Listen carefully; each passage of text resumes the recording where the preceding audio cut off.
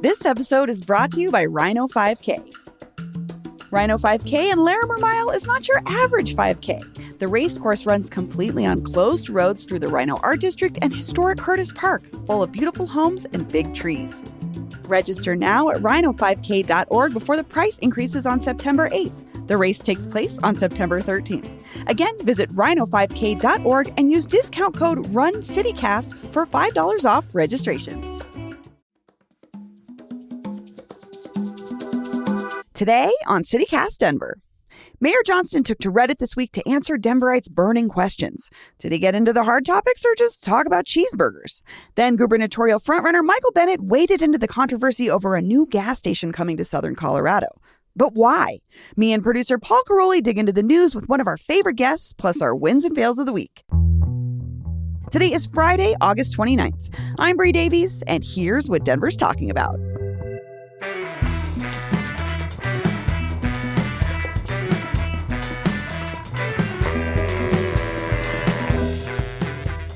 Welcome to CityCast Denver, the show about the city where our governor, Jared Polis, is a self-identified certified Swiftie wedding officiant, at least in a tweet that he posted earlier this week, congratulating Taylor Swift and Travis Kelce on their engagement.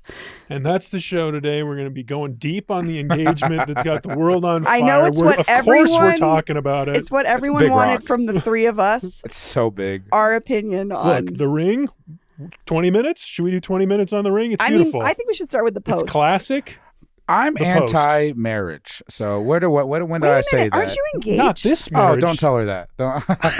No. I'm so excited to see it. It was like, it's. I like the quote that she had at the bottom where it's just like your English teacher and, married your gym teacher, exactly. marrying your gym teacher or something. And I was like, I'm still totally on the train that this is a complete PR relationship. You don't think? You don't Nah. think it's gonna? You don't believe? No. You don't? All right. I don't. Not one bit. Some people believe in love. This is making my blood boil right now. I hate this. No, I had no idea. Some of us believe in love. Some of us want this. I do believe Some in of us love. need this, Bree. I also believe in PR relationships in Hollywood. It has helped her. It has helped her brand grow, I think. Being able the to NFL combine, thing. Exactly. And the I am a human being who's she helped capable the of NFL. loving someone to the marriage point. And she has someone that's big enough to sweep her off her feet. You know, she True. is Physically, it's a good pair. 100%. She's a tall girl. Yeah, now the silhouette's always gonna be great now. You know? That's true. So, yeah. Are you okay, Paul? I'm fine. Okay. I'm calming down. I didn't know you were a I don't like this. I didn't know you were a I don't like this. Swiftie, Paul. Dang. She's great. I got friendship bracelets. What if I gave you a friendship bracelet? That'd be nice. All right. It would be a really sweet gesture, I think. There you are. All right. There for Swiftie to Swiftie, buddy. Wow. Wow. Now I feel left out. It's fine. You want one? Nope. Okay. No, I don't. Oh, my bad. I don't want It I don't want a second-hand one. I'm good. Why are my parents fighting? Well, okay, I guess my question for you all then is, did it surprise you? Did we know that Polis was a Swiftie prior to this? I don't remember. Yeah, he talked about it when she Barely. came to town. Yeah. I don't know. I know he's a nerd who likes Dune and Star Wars, both Wars and Trek. I don't remember which one it is. Oh, but I think he probably likes both. Okay. And he's a Swiftie. And he's a Swiftie. That's not a surprise, actually. Because his tweet was also multiple references to multiple songs. I was guessing by the title, by the uppercase of the words. I don't know. I don't think you wrote didn't that see tweet. it. This is the most mom conversation I've ever had. He where 100% wrote it. No way. We talked about this on the show 2 weeks ago. Right. We dissected his whole online. Well, producer Olivia went back through his whole online presence through his whole career. He is very authentic. That was the conclusion. He is totally himself. I'll stand corrected then. You know. So, I mean, if it's him being a corny weirdo, that is just because he is a corny weirdo. he's got a good brand. It's solid. From one corny weirdo to another, game recognized game. So. Are you talking about yourself or are you talking about Paul? I was talking about you guys. All right, well, it's Friday. I'm Bree Davies. We're coming to you from the beautiful Dude IDK Studios in 5 Points. Producer Paul Caroli is here. Hello, Paul. Hey, welcome back, Bree. And thank you. I am back. And we have a great guest today. He's also back after a long time away, Joshua Emerson. tell us where you've been. I have been in Scotland. It's in this little place next to the United Kingdom. I was there for a whole month doing the Edinburgh Fringe Festival with the Gilded Balloon, and I'm back, baby. Amazing. I'm back. They tried not to let me back in the country, but you know what I said? I gotta come back to Denver. They need me. Did you get a random search at any of those airports? You know, this is embarrassing. I accidentally left my Leatherman in my carry-on baggage. I hate that. Going into the airport back, and they're like, this is a fold-out knife. This is illegal. And then I start Googling, like, while the police are about to come, like, what are the potential implications? 4 years in jail, unlimited fine. I'm like, am I forever in Scotland now? Did I just mess up my whole life? And yeah. And then the cop came. She's like, this happens all the time. I'm just going to take your information. You do it again, it'll be a bigger deal, but this is fine. But those couple moments where you're like, is this? Well, I guess that's it. I guess I'm just going to be a criminal in Scotland. So I'll see how that goes. My 4-year-old got the random search in Munich. Oh. And I was like, what does a 4-year-old have? I'm glad they're being extra. And then he was fine. He stood there like frozen. And then like a couple people back was another kid. Yeah. This kid. No! No. And I was like, oh, good job, Montgomery. Thank God. But I guess people like put stuff in kids' diapers and like really do use them as mules. So I guess you can never be too careful. Anyway, okay. I had a friend who accidentally brought a bullet into an airport. He had this old bullet for some reason. Is that illegal? Oh, I guess there's gunpowder in the charge, it was a huge problem for him. Oh man. My mother-in-law put a old grenade in my my brother-in-law's suitcase as a joke. Oh, okay. And did not think about it. And he went through and it was fine. And then he got home and he was like, it was fine? Holy shit, Mom. I could have been in jail. And she was like, oops, I thought it was a funny joke. It was your grandpa's. So that's crazy. Let me just put this thing of CO2. Just C4. It was like it was like World War II, whatever. Mm-hmm. Anyway, we have a little bit of business to take care of before we get into the news. We are off on Monday for Labor Day. So no podcast, no Hey Denver newsletter till Tuesday. We'll be enjoying the weekend. Paul, you took a 4-day weekend. You doing something fun? No. Okay. All right. Whoa. No, I mean, I'm going on a hike. Oh, good. That'll be fun, I guess. It's nothing special, sorry though. I asked. I know. That was the sweetest, like, softball. You got so it's like there are no softballs on this show. That's crazy. I wish. I'm not going to Europe is all. I don't know. It's not like... No, join the club. I don't know. What do you want from us? I know. Sorry, Yeah. we both just went to Europe. God. Excuse us, global You're travelers. doing very well for yourself, Paul. If I could spend some money. It's going to be a fun hike. I'm It's going to sorry be a great your day. bathroom doesn't work, man. His bathroom does work. Oh. Did One you of them tell does. the listeners that you're back in your house?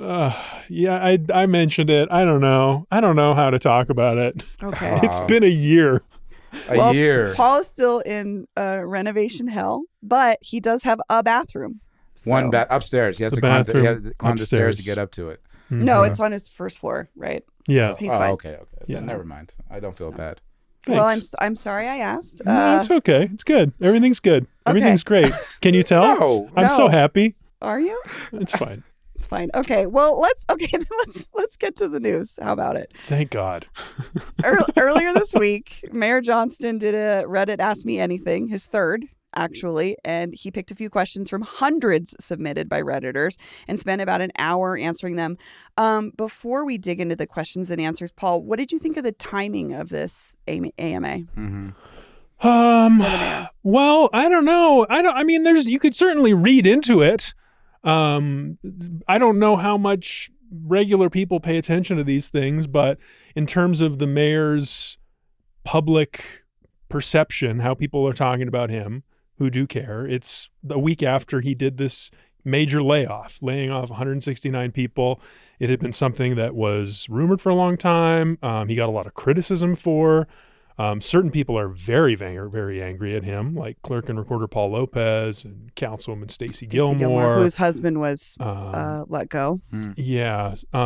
So I think in like certain circles, his popularity is lower than ever.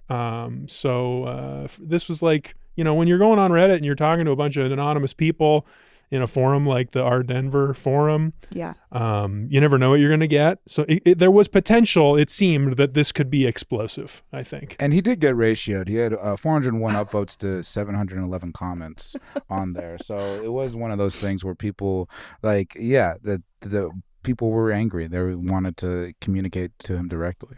Well, Joshua, what did you think about the mayor choosing this avenue of communication? I mean, again, it's his third time doing this, but actually, I liked it fine. I think Reddit's a place where you're not going to be able to hide from questions, because even the questions that you don't answer are still being up sitting there, and they're sitting there, and the silence can say, a lot as well. And so I think it's a good way to sort of see where like millennials are tracking in terms of what they're caring about in terms of this city.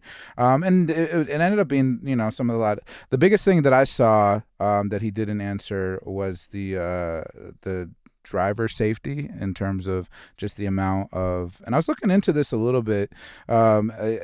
The crashes by year have actually are down since COVID compared to before, but the fatal crashes are about the same. So I thought that was interesting, where it's like it's nothing. It hasn't gotten more dangerous despite what people are saying, but like per capita, the fatalities are still the same.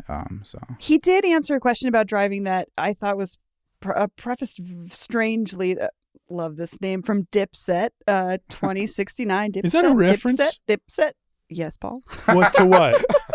Well, 69 is when. What's Dipset? Joel Santana and Jim Jones and Cameron. It was like their group before they split off in solo to do solo records. That's the name of the in group, early Dipset. 2000. It's a shortened version of the Diplomats. They go by Dipset, but that's one of the songs. Is just Dipset, Dipset, Dipset. Okay. Good. I didn't know either. I'm just pretending to make you. We'll play a little clip of it later now. I like learning things. This is new. Dipset 2069 said, driving has become a huge hazard in Denver. Rarely, if I ever do, I see DPD pulling someone over for traffic infractions, speeding, reckless driving, expired tags. This Reddit loves expired tags. I don't get it. It is wild to me. The anger about it is crazy. I was like, people are broke. I don't know. They get very or lazy, mad. or But. Yeah, the things that this subreddit gets fired up about are expired tags. Yeah, dogs off leash. Bike lanes.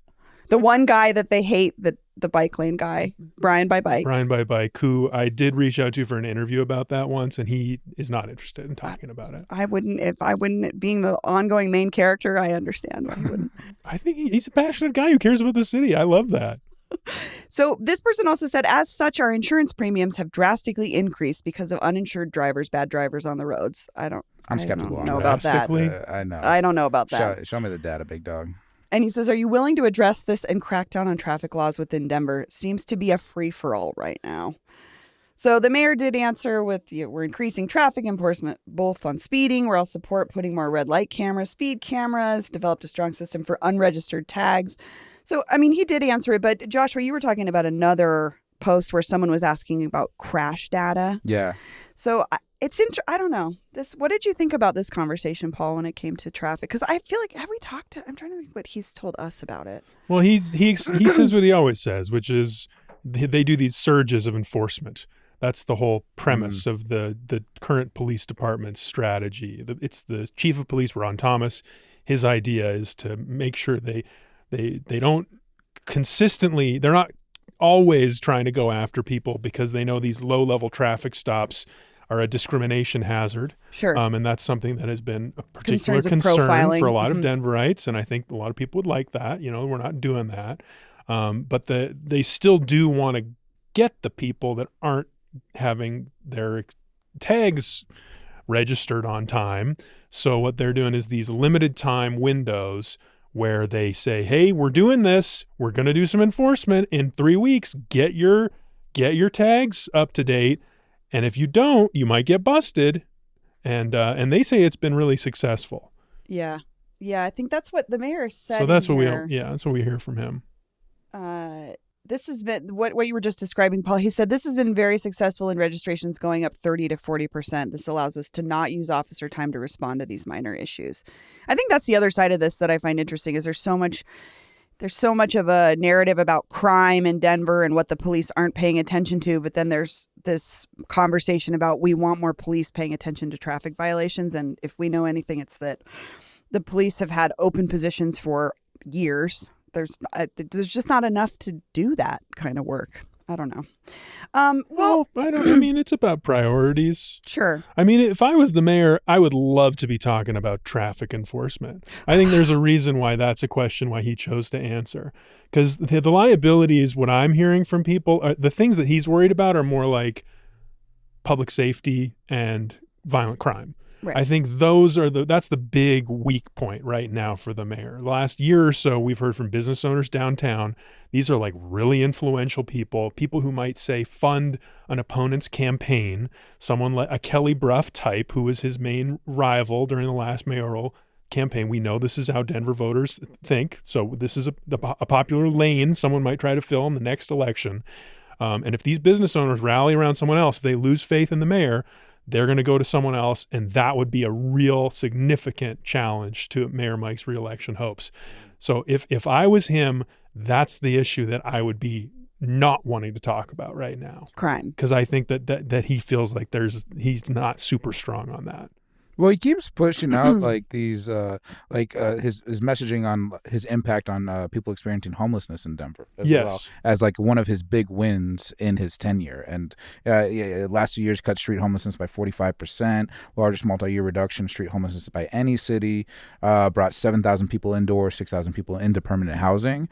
And so, but it doesn't seem like people, at least they're not very loud about caring about it. Like when he said it on the subreddit, there wasn't like a ton of being like, oh, that's great or that's cool. There's other comments where people were like, have you driven around things? Or like some are. The people who see it, the people who are exposed to it, some are angry. Yeah. There's definitely a subset of Denverites who are super angry. The Do Better Denver types. Right, I was going to say this is where Do Better Denver comes into this. Do not trust his talking points on homelessness. But for other people, they're going downtown and they're seeing the results of what his strategy has been, which is sweeping all the camps away downtown. So it's not very visible. Yeah, it's so specific to your own experience in the city, I think.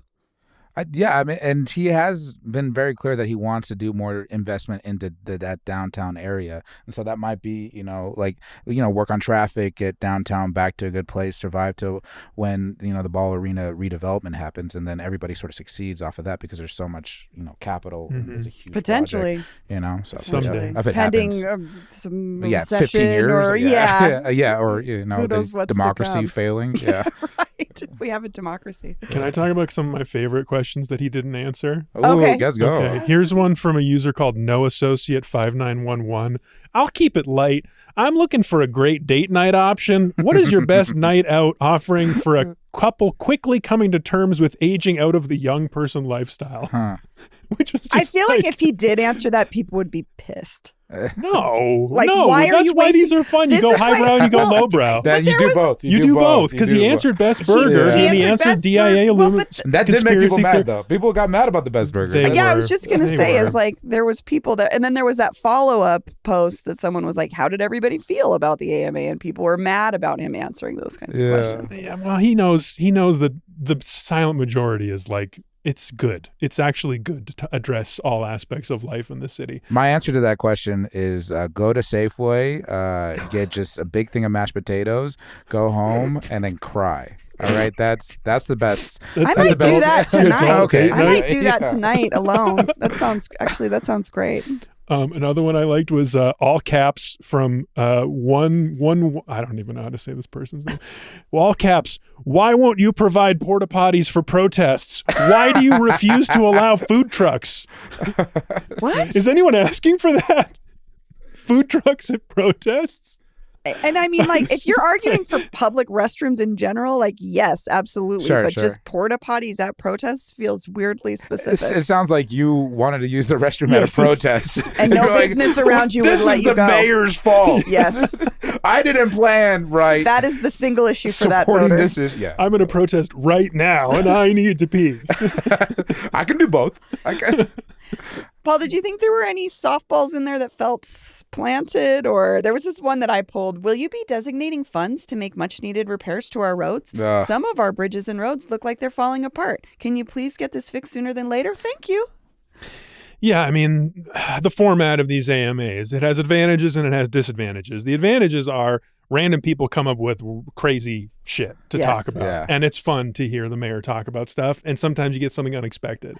Like that's what's good in an interview. As people who have talked to the mayor many times, you know, when you're trying to do an interview with someone in a position of power like this, they're going to have their talking points, and you're always trying to go to drive them off of that for a deeper truth, right? To try to learn something new about how they think or what they're like, or so something about that'll affect the people of the city. So like random ass questions can sometimes be super revealing and fun. I thought the questions in this one were really quite bad. And especially that one was just banal and boring. Like most people don't really know how to ask a question that like drives at something specifically. And also is short enough to get answered, because I think that's where some of these folks with these very hyper specific questions fall into that trap. Is we talk about this when we prep for the interviews in general, is keeping it short, keeping numbers out of it. Like numbers, it just doesn't translate to a good question. And there were some questions that were just like 3 paragraphs long. Yeah. And I'm like, he has an hour. Well, sometimes, I mean, also this is a text format. Like when we do it, it's audio. So numbers are particularly tricky. Like I think if someone brings receipts and if they had evidence and they were like, here's something that I saw that you did, why did you do that? Explain yourself. Like that can be really powerful. I don't know. Like, we live in a too long didn't read culture. And I just think if it's really long, he might just skip right over it personally. But it's not just for him. It's for everybody that's in reading the AMA and trying to stay up with Denver in general. There was something that he did reveal, I thought. Something new. The cheeseburger? No, the cheeseburger. He likes the cherry cricket. That's fine. Good for him. That's fine. Yeah, it's a fine take. No, I'm not allowed in there anymore, but you know. Go on. All locations? I'm just say kidding. more. I'm just kidding. Why? What did you do? Did you break a fish tank? I thought about it. Free the fish. Oh wait, no. Whoa. He was talking about the layoffs, and he was talking about the future. Because there's a concern, like, are there going to be more layoffs? Is the deficit going to get worse? I thought that was a great question too. Yeah, it was a fantastic question. But he said, if we stay at or above 0% growth, he's talking about the budget, we will not need to do layoffs or furloughs in 2026. That is the certainty employees wanted. Which, you know, you got to give it to them because we don't know what the economy is going to do in the next 6 months, a year-ish. But his comment, if we stay at or above 0 growth, we will not need to do layoffs, is interesting because I don't know that we will. Things are getting more expensive. Yeah. It's putting himself into a corner too. You know, where it's like he's putting this emphasis on the budget, and so it's going to politicize that more. And which then is already a super huge point of contention. And then if he's not able to, like, say they do keep it at that level, and then there's still layoffs, I mean, that's a direct promise that he went back on, which is how you get out of office. And so it's true. It could hurt him. I mean, Absolutely. He acknowledged in that question too. He said the layoffs were the hardest thing he's had to do as mayor. I mean, we talked about it last week a lot, and it's not something anyone wants. Especially to do. when you do something non-traditional, like declare a state of emergency and put all resources into a particular issue. And so, you know, I think the federal election really hurt him. Whereas, like, he could have had a different tenure if it was a different person elected. But that's tough. I mean, you sort of have to adjust to the times and be the mayor that the city needs right now. It is how he will be judged. He will be judged on the homelessness spending, which was enormous, the budget handling, the layoffs, and then also I think people are paying attention to how he is dealing with the federal government. Oh, yeah, that's true. How he's sticking to Denver's principles in the face of enormous pressure from the Trump administration to change our policies. Mm-hmm. Did he had one question he answered one question sort of about that. Yeah, it was a National Guard one. If the National Guard was deployed, how would he respond? And I think he said he would sue their asses. Yeah. Which I think Denverites love. Yeah, it might be the more effective way to go about it. I mean, I don't know other recourse. What are you going to raise a militia like out of like Denverites? You know, to probably some people that are ready. So probably, but yeah, boy, that's scary though. That stuff is so scary right now. Some of that, like the creeping authoritarianism, happening in D.C. and the possibility that comes to other professors of fascism are leaving this country, fleeing this country, and that's not a great sign. Yeah, you know? They're like, we kind of told you. Yeah. I guess one other question I wanted to talk about was if this joke landed or not. It was from They Made Me Log In. Douglas County commissioners have recently expressed interest in hosting the Denver Broncos. If it comes to it, will you pledge to fight them in single combat to retain the team? And Mayor Mike's response was, the first rule of Fight Club is we never talk about Fight Club. Oh, that's a Gen Xer right there. That is a Gen Xer.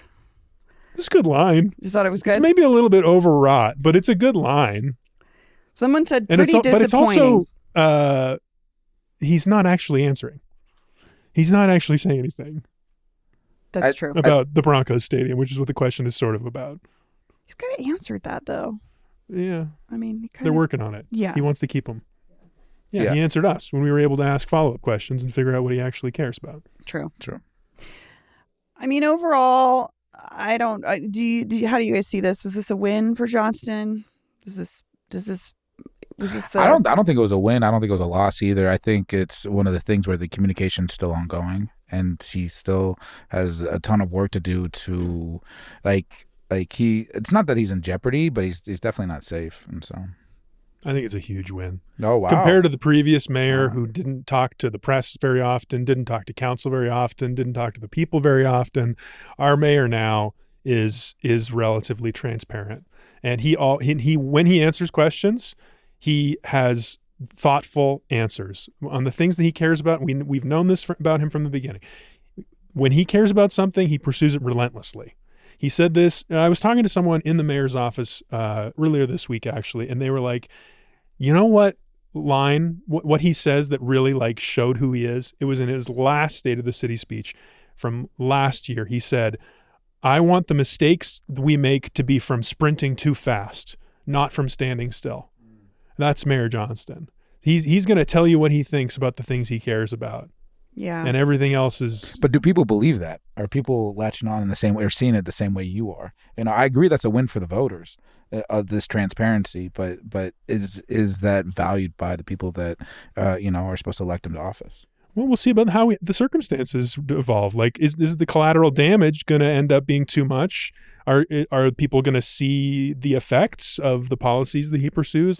He would say he does things that are based in data, and he picks policy programs that are based in best practices. He talked about looking to other cities that have had success on a variety of different issues. I think that what he does is he tries to find the best solution to the biggest problems, and he goes as hard as he can after it. And sometimes that best solution that is on record doesn't turn out to be a great fit for the problem as it reveals itself. And then of course you can't predict things that happen like Trump being reelected. There's always going to be stuff like that. Well, and as much as he can be championed for being transparent or being accessible, that's been a big complaint, especially from city council, is the lack of transparency or the vagueness on some of his plans. They're big and bold, but maybe light on detail. Yeah, well, we're going to talk to him again, I'm sure, hopefully before the next election. So if you got questions for him, let us know. We'll press him on it. There's work to do for sure. We'll get to this date night for the aging millennial question. We'll nail Mashed him on potatoes, I'm telling you. Try it. Thank me later. Well, let us know how you felt about the Mayor's AMA. 720-500-5418. Give us a call. Leave us a voicemail. Let us know what you thought. We're going to take a quick break, and when we come back, we're talking gas stations. This episode is brought to you by Kuvo Jazz. It's not the notes you play, it's the notes you don't play. Miles Davis. A lot of people say podcasting is like jazz. The real genius is in all the terrible takes you don't say. And that's why I'm so excited to be sharing my love of Kuvo Jazz, a legendary local public radio station with a mix of jazz, blues, and Latin music reflecting the rich cultures of its listeners on 89.3 FM. Megan and I, that's my wife, have only 5 preset stations in the Prius, and Kuvo is one of them. Always a good place to land. That's a personal testimonial from me. They also host intimate studio sessions with nationally touring artists and put the spotlight on Colorado's rising stars and student musicians too. From timeless classics to modern innovators, Kuvo is a great way to discover the stories behind the music and the artists who keep these genres alive. Join the community, support, listen, and connect at kuvo.org. That's kuvo.org. This episode is brought to you by MultiPass. Founded by event hosts for event hosts, right here in Denver. Sell tickets and memberships and find local events with MultiPass. Proudly based in Denver and deeply rooted in the local event and creative scene. You can build vibrant communities with a unique community chat feature that unlocks post-RSVP. This helps attendees connect and engage. So I guess if you're going to a show, this would be a place where you could say, hey, is anyone else going to this show? You want to go get a drink after or a bite to eat before? Revenue sharing tools are built in, which automatically splits ticket revenue between producers, performers, and promoters. They have membership management tools to build loyalty with your audience and secure recurring attendance. And it's designed to help everyone in the event ecosystem, not just promoters or people putting on events, but you too, just someone wanting to go have a good time. You can learn more at multipass.com. That's multipass.com. It's time to go over to our CityCast Denver neighbor and sponsor of this week's episode, Elizabeth Martinez with Porchlight Real Estate Group, for our weekly segment, Navigating Denver Real Estate, to answer all of your Denver housing market questions. Hi, I'm Elizabeth Martinez, and I realize I haven't properly introduced myself yet. I've always loved listening to CityCast Denver, and when I met David Plotz at Heyday, he suggested I do a segment like this. I told him, I love that. I tell everyone about the show. I've been doing this Friday segment for the past 4 months, and since I'm also navigating my own real estate move here in Denver, I thought now was the perfect time to reintroduce myself. Porchlight, where I've happily been for the past 15 years, has now joined Compass Real Estate. And I'm so excited about the added resources and reach this brings to my clients, all while having the power of Porchlight still behind me. So my story goes, I was born and raised in Denver, Harvey Park to be exact, and now live in West Colfax. And I've been a licensed realtor for 19 years. Before real estate, I taught social studies at North High School and Denver Knight High School. My love for history, especially Colorado history, really comes through in my work. Every neighborhood has a story, and I love helping clients understand the why behind the different values and characters within the homes and the different neighborhoods. Whether you're buying a first home, moving up or downsizing, or investing, my passion is guiding you step by step, making the process smooth, clear, and maybe even a little fun. Colorado is full of history and heart, and helping people find the spot that really feels like home is what I love most. This segment is sponsored by Elizabeth Martinez with Porchlight Real Estate Group. Have a question about Denver real estate? Use the link in the show notes to submit it. Elizabeth might answer your question in next week's segment. We're back. Hot topic. Buc-ees, which still looks like Buc-ees to me every time I see that sign. It's so bizarre. I wouldn't feel back at home here in America if we weren't talking about gas stations. Because I will say, I think I saw a total of 6 gas stations in Paris and Copenhagen total over the entire time I was there. And it made me think about how much real estate gas stations take up here. Did you notice that in Scotland? Yeah, there are some parts in Edinburgh that you couldn't drive your gas car, you had to either be electric or an Uber or a bus going through those areas.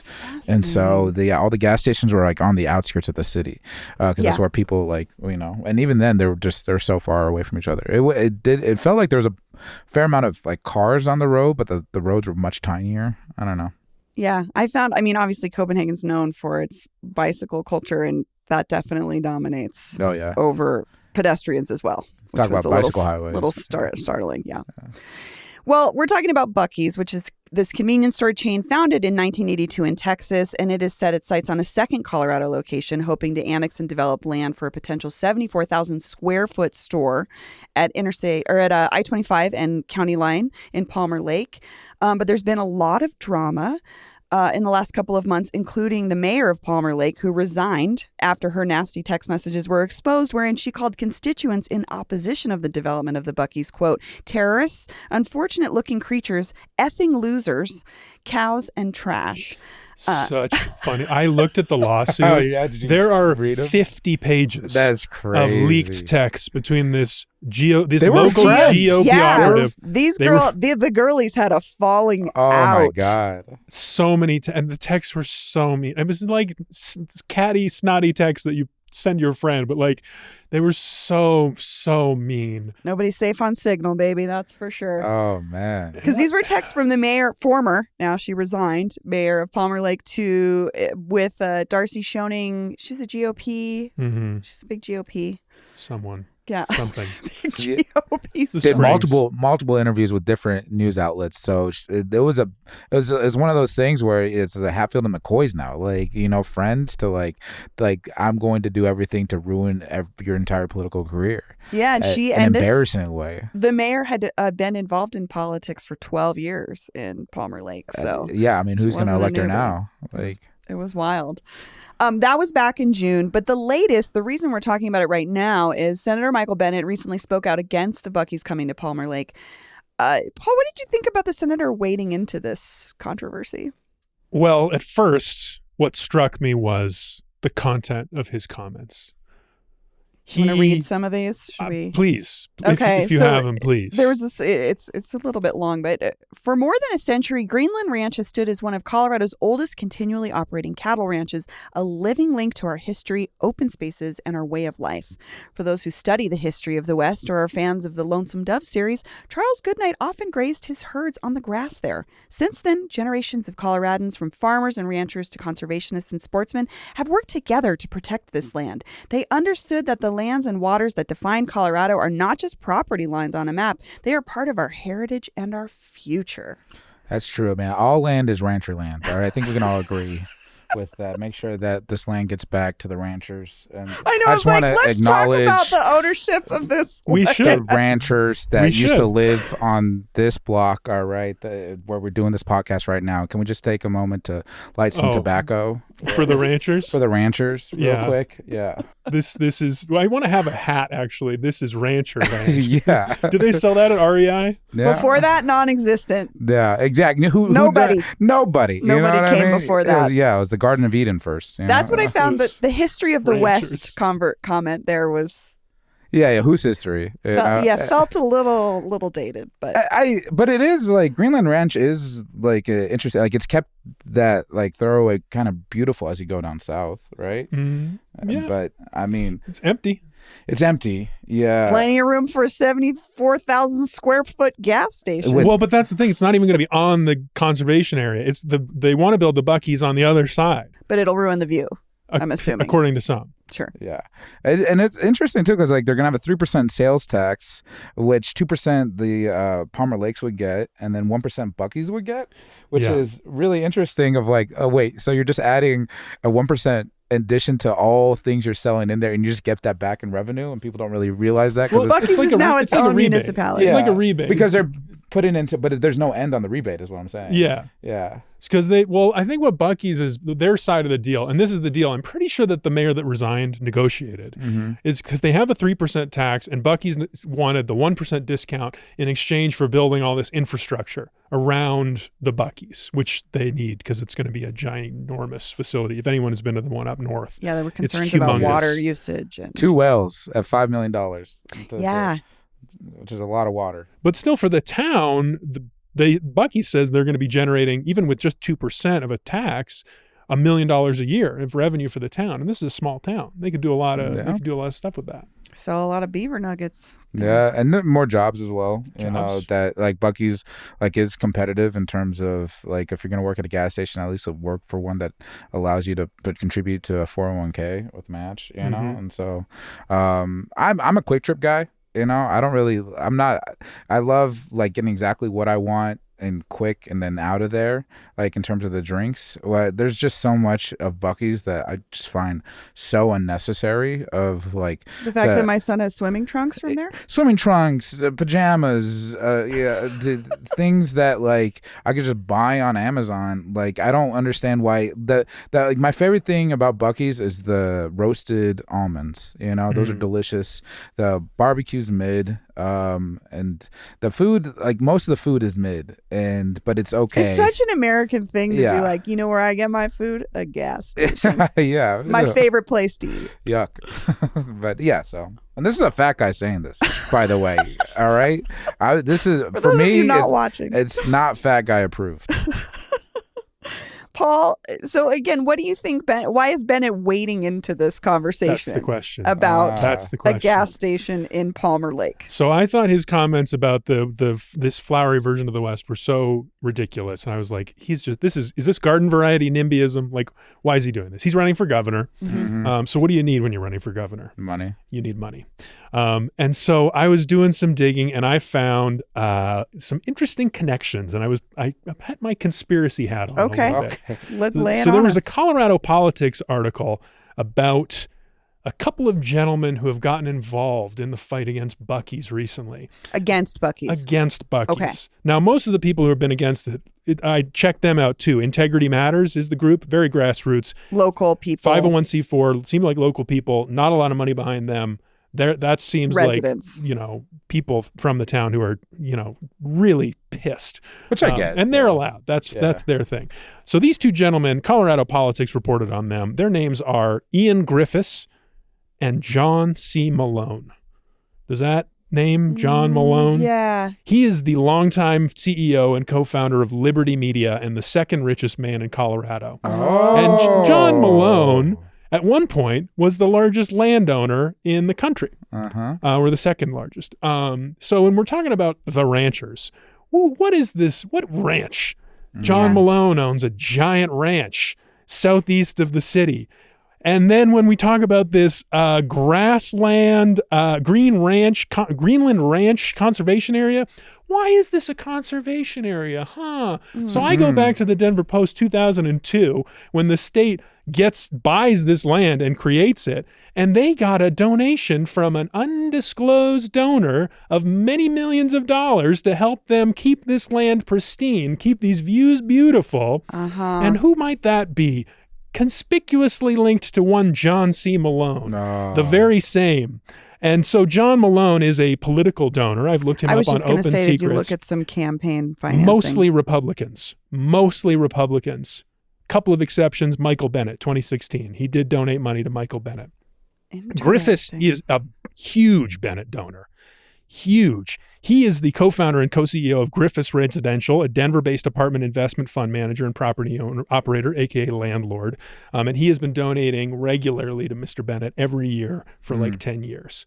So when Mr. Bennet says that he has heard from numerous Coloradans, two in particular, about the need to keep this land free and like hearkening back to the beautiful picture of the West that never existed and is a fiction based in a novel that he's referencing.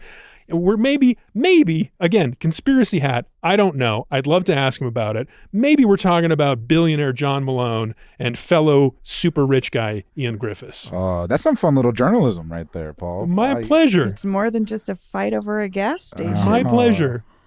Yeah. Fascinating. Let's say the names one more time. So John C. Malone. John C. Malone. And then Google this man. Yeah, and they call him the cable cowboy. Cable cowboy. All right. Well, need some cable natives. I know. I was like, some cable natives to fight. Rolling in his grave. This guy's super. This is a story. Maybe we should. I mean, his company, Liberty Media, they own Sirius XM, our competitor. No, that's not related to this. That's why I looked into this.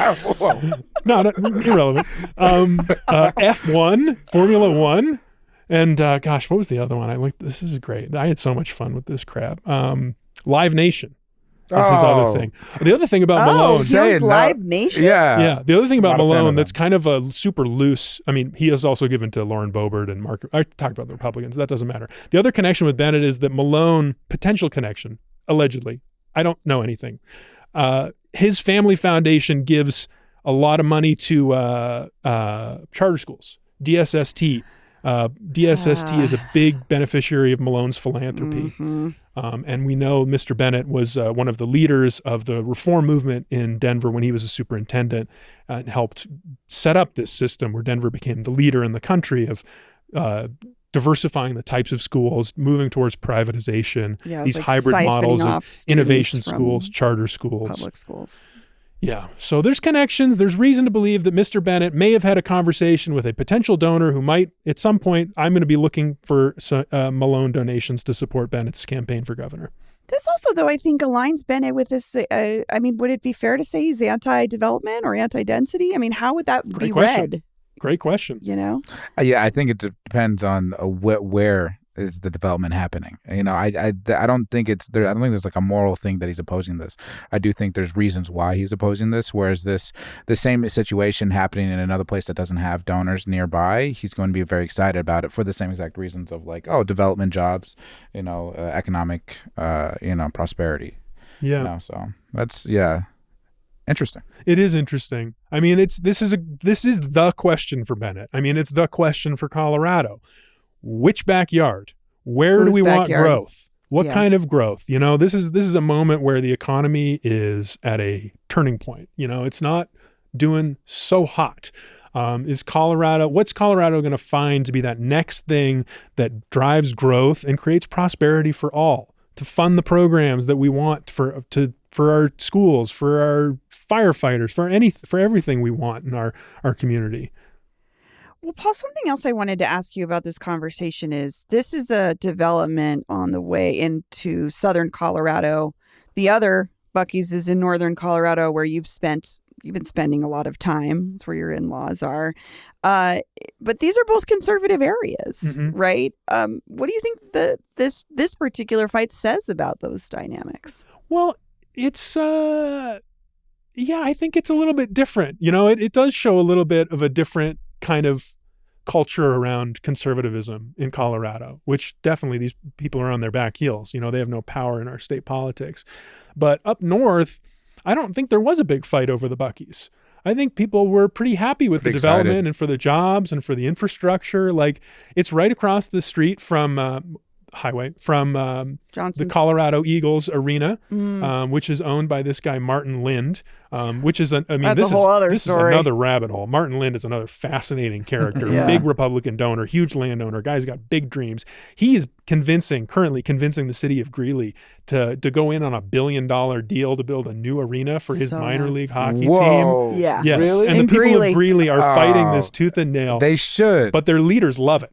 Their leaders love it. And maybe it's because Martin Lind has flown them on his private jet down to Texas a couple of times to see some other arenas that have been funded with similar mechanisms. See, people don't understand. Being corrupt is so fun. Oh, for sure. Right. It's the best. It's the best. Once you get that morality out of the way, it is so, like, jets and food and minor league free flights, box tickets to minor league hockey games. Yeah. Invite people over, flex on your neighbors. I'll tell you, you sit in a box seat once, you get it. Yeah. You're like, I have my own restaurant. For anything, I don't want to sit want with the plebes ever again. I'll be a terrible person. Manifest Destiny is good. That's really what we're Did talking you see about. the Trump administration? Someone from the Trump world posted that painting, and they were like, "This is a good thing." They're literally, like, they did this it. right here, Manifest Destiny. This is what we want. Rules. This is it was crazy. Yeah, the reframing of that painting was interesting. But yeah, I think northern Colorado is a little bit friendlier. I think they want the investment and they want the growth. Whereas the Springs, like, it seems like the conservatism is a little bit more like rooted in that, like, hands off my land. Yeah. Keep it open, keep it pristine. That kind of like conservation tinged conservatism. Yeah, that is an interesting component of Colorado. Sort of more of a libertarian streak to it. Where up north it's like, it's Boebert country. There's a reason she moved to Windsor. Yeah, it's true. I want to think about that. I don't know. It's probably going to happen. It's probably going to be a Buc-ees. You think? Yeah. Well, there was a board vote. I don't know how it worked exactly there, but it's 6. It was 6-1. So, but residents are speaking out. We'll see. I don't know where they are with their mayor's race. I think she was also resigning because there was a threat of recall over this situation too. The chief of police took over as interim mayor. Isn't that weird? That is small town. Weird. Yeah, small town politics. They're like, literally, it's the only other guy that's in this building. So you do it, Rob. Well, I don't know. It'd be interesting to see how that plays into it, and if Bennett's dipping his toes into this makes any difference. I did. I haven't heard back, but I did reach out to Phil Weiser's campaign to see if he had any comment on the Buc-ees. This is Bennett's still only rival in the Democratic primary for governor. So we'll see. If he gets back to us, I'll let everybody know. Okay. Okay. All right. Well, we'll take a quick break, and when we come back, our wins and fails of the week. This episode is brought to you by the Colfax Avenue Bid. Because Denver's most legendary bar crawl is back, and this one ends with a bang. Saturday, September 6th, join the Colfax community for Next Stop Colfax Bar Crawl, a celebration of our iconic bars, street culture, and local music. The crawl starts at 3 p.m. and ends with a huge concert at the Squire Lounge at 9, featuring Wayne and Nello, who are awesome, with special guests EME and Off the Cuff performing the song of the summer. Nothing else has emerged, so I'm saying it. It's the song of the summer, Next Stop Denver, Colfax Avenue's newly adopted anthem that they know you'll love. RSVP early, and you can score our limited edition crawl shirt created in collab with Denver's own Beautiful. Look great. Look cool. Bars beats beautiful merch. Head to colfaxavenue.com for details and RSVP info. That's colfaxave.com. This is the bar crawl of the year. Don't miss your stop. CityCast is brought to you by Wise, the app for international people using money around the globe. With Wise, you can send, spend, and receive up to 40 currencies with only a few simple taps, and save up to 55% compared to major banks. Plus, Wise won't add hidden fees to your transfer. Whether you're buying souvenirs with pesos in Puerto Vallarta or sending euros to tip your Coliseum tour guide, you know you're getting a fair exchange rate with no extra markups. That's what makes Wise the fast, affordable way to use your money around the globe. Wise offers 24/7 live support and runs over 7 million daily checks to catch and prevent fraud, so you know your money is where it's supposed to be. Be smart. Join the 15 million customers who choose Wise. Download the Wise app today or visit wise.com. Learn more by visiting wise.com/US/compare. Terms and conditions apply. Okay, we're back. It's time for our wins and fails of the week. Rocky Mountain highs and lows, things that ruled, things that sucked. As always, we start with our fails so we can end on a good note. Paul, your fail this week. Oh, my fail this week is kind of the internet's fail this week, but it has a Colorado connection that I want to talk about. Okay. Cracker Barrel. They announced the big rebrand. Everyone hated it. They took away the old man, they took away the barrel, and it just made it all clean and Uncle sleek. Herschel. Uncle Herschel. He was gone for a couple of days. They and then the president weighed in. Everyone had an opinion about it. Mine was the same. I thought it was weird. What I like about Cracker Barrel is that it's stuck in time. However, the thing about Cracker Barrel is that the business is failing. It's not doing good, and it hasn't been doing good for a long time. We just got one. They keep opening stores, but they're not. The old ones are not profitable. And there's actually been a board fight. The investors, one in particular, a very Trump guy named Sardar Biglori, who previously bought Steak and Shake and drove that straight into the toilet. But he has got a stake in Cracker Barrel, and he has been making it stink for years because he thinks the CEO and the controlling interests on the board are not running the company the right way. And so I was reading his this critique he wrote last year. It's basically saying, like, why are we opening stores? We're not making, like, we got to get the stores that work to work. And one of the things that he said was a big mistake was a giant investment that Cracker Barrel made in Punch Bowl Social, which is a Denver-born entertainment concept. And so this is where it gets a little bit fuzzy. And like, I don't know who's right. I don't care really. But Cracker Barrel made an investment in Punch Bowl Social in July 2019. Terrible timing. Punch Bowl Social was, of course, uniquely vulnerable to the pandemic, given how important it is. You know, it's a very social, in-person place. Yeah. I don't think that's like a strategic failure, but he's pointing back at it as like, this was a stupid thing to do. Like the Punch Bowl Social leadership, local entrepreneur Robert Thompson, is Sardar Biglori says this guy had no experience. He had there was no reason to think that he was going to be able to take this concept and expand it nationwide. And so he said that's one of the reasons why this company's been failing. And of course, one of the new directions they chose was this logo change that they've now gone back on. But you know, will the Cracker Barrels in Denver close? Maybe. The company's not doing good. The logo change was a Hail Mary pass. Yeah. And they dropped it. Well, at least people are talking about them now. You know what I mean? I know. That's It's true. like, at least it's just and pulling people away from actual issues. And they ultimately are back to the old logo anyways. Yeah. And so you had this huge like this huge press cycle where people are like, oh, what does this mean? You know, and maybe they'll go back and remember like, oh, I did like Cracker Barrel. It's mid-food, you know. There's just so many better options. I just like their candy selection. Yeah. Candy selection is incredible. Is it? I've never participated. What? No. I like weird old timey candy, so I'm like a Circus Peanuts Necco wafers guy. Oh, okay. So it's the thing that blew my mind the most. I went to the Cracker Barrel for the first time like 3 months ago, and but the food was mid. It's like black eyed pea sort of. Exactly. Yeah, you can get it so many other places. You know? Yeah. They have a funny billboard on I-25 right now. Well, funny-ish. It's it's fine. What are you, my dad? It says it's 8 a.m. somewhere. Oh, that is a dad joke too. That's good. It makes you want to go to Cracker Barrel.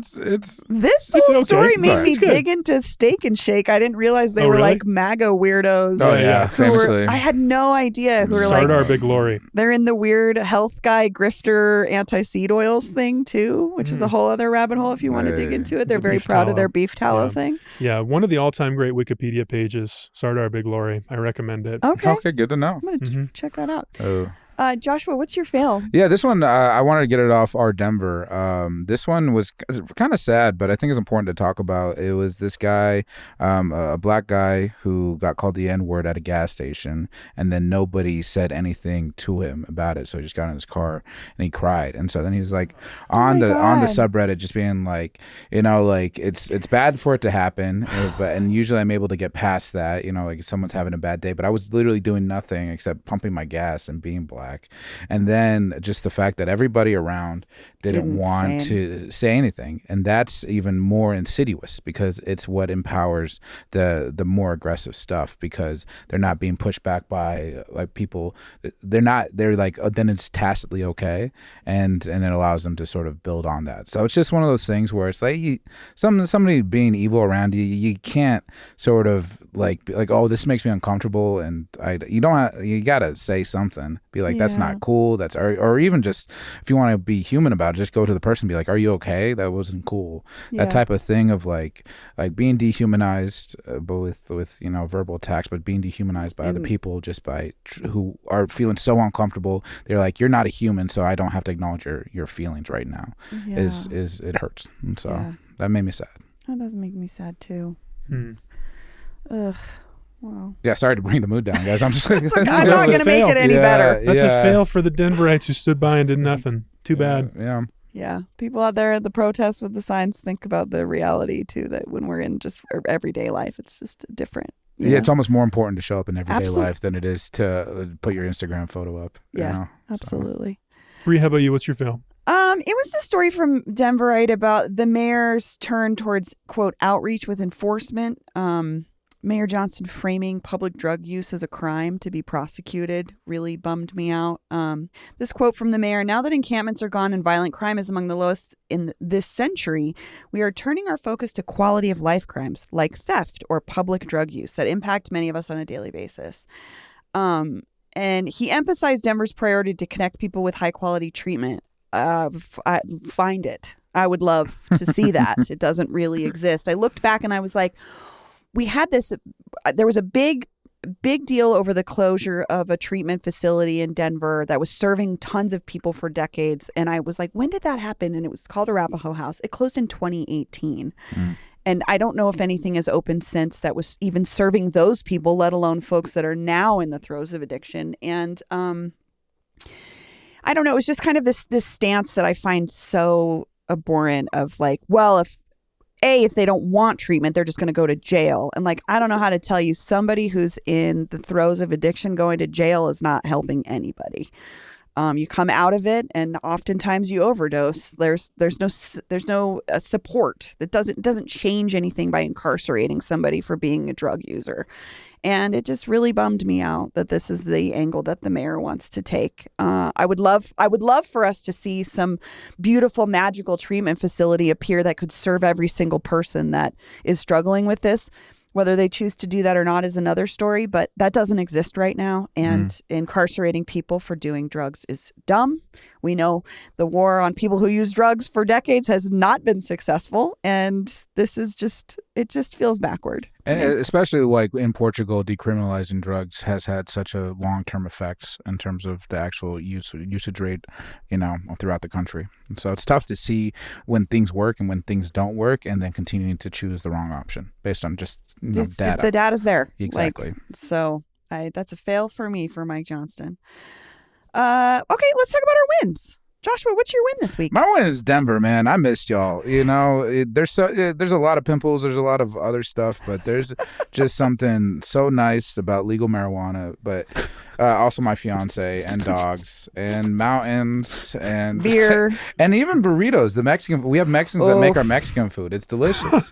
All right, that was crazy. Something my old roommate told me before we left for Paris and Copenhagen. He's like, I know you're only going to be gone for 2 weeks, but like, eat some Mexican food before you go, because it just doesn't. They don't have our Mexican food there. Right, exactly. And even Colorado, because Colorado's better than like East Coast. You know what I mean? Thank you. Colorado, it's like Arizona, Texas, New Mexico, California, but. Then that next tier, Colorado's in that next tier.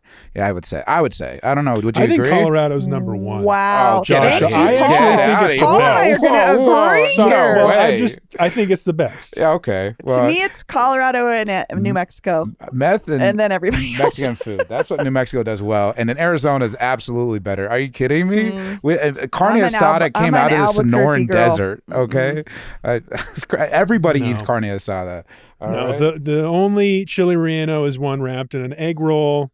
The only type of the only color of chili is green. Yep. There is no other color. I want it soupy. I want it Wait a couple smothered. weeks, it'll turn red. I don't know. The same pepper. Disgusting. But let's go back to. Horrible. Can we go back to how you were celebrating sick. Denver? Red Oh chili. yeah. I'm so sorry. Yeah.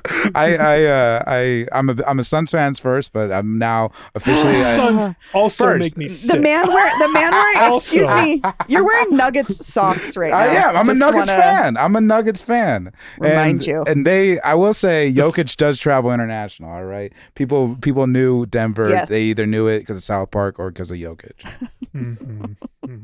I love Denver. I live here. Thank you. I pay taxes here. I don't have to talk to drug dealers because You weed work is at legal. the most noble place you could work in Colorado. Yeah, You work Casa at Casa Bonita. Bonita. Casa Bonita. Do you pay your parking tickets here? Yeah. I do. Okay, I good got for you. one for street sweeping because Do you have expired tags? we did, and we had it for 4 years. Paid 2 tickets, and then when we tried to get the new tags, it was so far out, so that we had to like get a whole new license plate. It was a terrible thing. Yeah, just do the registration. I just did it like a week ago. Just It was be a a pain. responsible Whatever. grown-up. Whatever. Who cares? I forget, but it was like 60. That doesn't. Yeah, you're right. Who cares? Who cares? Let's move invest on. in public Okay. Talk about something else. transportation. I don't want to talk about expired tags. No, please don't. That's Please it. I'm don't. done. Yeah. In fact, I take it back. Denver, you suck. I don't. Well, I'm going to go. I'm going to change the subject. So it starts out as a sad story, but I promise it ends as a good story. Someone vandalized Petals and Pages, the bookstore at 9th and Santa Fe this week with homophobic and racial slurs. But they posted about it, and within a few hours, like tons of people reached out like, hey, can I come and help you paint over it, including this local painting company, 360 Painting, who came, cleaned it all up, and gave them a blank canvas for the rest of the folks that wanted to help come and paint new murals. Oh, So I can't wait to see what that looks like. I know, I thought it was such a cool story and such a sweet ending to something stupid happening. Beautiful cultural phoenix. Yeah, like people really love and care about this bookstore, and they don't want to see it vandalized. So that was my win. Petals and Pages. Just go visit them. Also, 360 Painting sounds like a great company. Yeah. They're the ones that showed up and did it for free. So I thought that was cool. Sweet. Paul, what's your win? Take us out. My win is we're talking about giant development projects. My win is there seems to be some progress on one in Denver. A long stalemate. It's just been no movement for like 10 years. And I took a tour of this place at my last job because we were looking for space to do a podcast studio. And it was like, there's this place called the Denver Rock Drill. Denver Rock Drill. I think you call it Rhino, but it's like It's kind more of like Whittier coal. Yeah. It's one of those things that's so big it's never really fit in a neighborhood. It's just kind of up there. And it used to be a place 100 years ago where they made these pneumatic rock drills for mining. But now it's just a humongous empty warehouse. It's so big. But the developers behind it finally are moving. It's going in front of city council. It passed a committee this week, and it's going in front of city council next week. And they have this big dream of a new urban redevelopment area that aims to get rid of blighted conditions and preserve historic buildings and create new amenities. They're talking about a shopping district with outdoor restaurant space. And this is the kind of thing that if it's done well, it can be a jewel of a neighborhood. It can create value all around it and attract people to it. And I'm really optimistic. I try to be optimistic about this kind of thing. And this one, it got me excited this week. I bet neighbors are just excited something's going to start happening there. It's hard to live next to something that's in the purgatory. Well, I hope so. I mean, I understand why people might be sensitive about rising home values, and I don't want to diminish that because I think that's real. Part. But this could isn't be something always awesome. come with increased equity? I've never really got that. It doesn't matter. But it depends. The displacement worry, if you can't pay your property taxes. It's true. Because they go up exponentially. Well, we'll hope for the best. Denver Rock Drill. Denver Rock Drill. Link in the show notes. Check out the design renderings. They look great. All right. Well, Paul, Joshua, thanks for joining me. Thank you, Brie. Welcome back, you two. Thanks.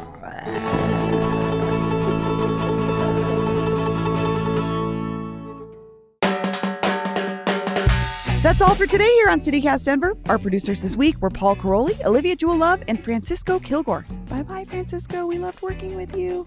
We recorded Dude IDK Studios in 5 Points with the support of Jacob Rupp and Nick Holmby. Peyton Garcia writes our morning newsletter, Hey Denver. Abby Madigan runs our social media. I'm Brie Davies, your host. Our music is by Los Mogochetes with additional mixing by Tyler Lindgren. If you haven't already, subscribe wherever you get your podcasts. Follow us on Instagram at CityCast Denver and tell John C. Malone about us next time you see him. You can sign up for our daily newsletter and learn more about us at denver.citycast.fm. See you next week. People knew about Denver. Oh, okay, good. It was really funny. Yeah, South Park played a little bit. The Casa Medina, not as much. Some people did, but only the super fans. Yeah. So. It was funny. We were like, this guy was like, where are you from? We were like, the U.S. He's like, where? We were like, Colorado. He was like, where? We were like, Denver. He's like, South Park? And we were like, yes. Yeah. Sure.